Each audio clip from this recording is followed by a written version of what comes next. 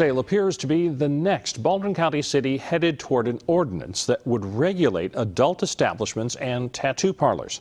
Officials say they've completed the first draft of the ordinance, and they say it's set to go before the Planning and Zoning Commission. Fox 10 News reporter Corey Pippin found out what this spells out. The city of Robertsdale hopes to pass an ordinance regulating tattoo parlors and adult establishments as early as next month.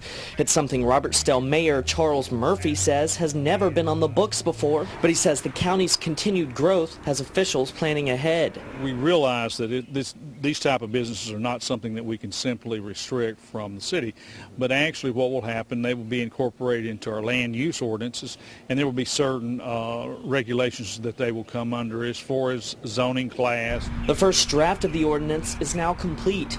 The city council began working on it 6 months ago. If passed, it will ban adult businesses near churches, parks, and schools, as well as residential areas. Of course, Robertsdale isn't the first city here in Baldwin County to propose such an ordinance. Several other cities already have an ordinance like this on the books. In fact, Mayor Murphy says their proposal was based off a similar proposal that passed in Daphne.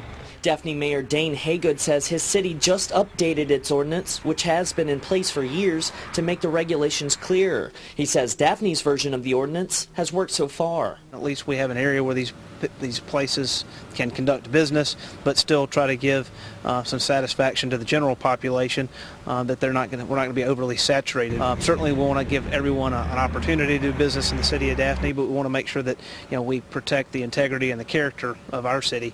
And I'm sure Robertsdale wants to do much the same. The real thing is what we're really trying to do here is to establish something before there's actually a need for it. So that we're basically planning ahead, and that's where we want to stay at. Reporting from Baldwin County, Corey Pippin, Fox 10 News. Officials plan to send the initial draft to the city's Planning and Zoning Commission for overview, then present it to the City Council in November for a vote. Ordinances like this one are the subject of tonight's talker, and you still have time to join the conversation on Facebook and Twitter. We'll share some of your thoughts a little later in the news.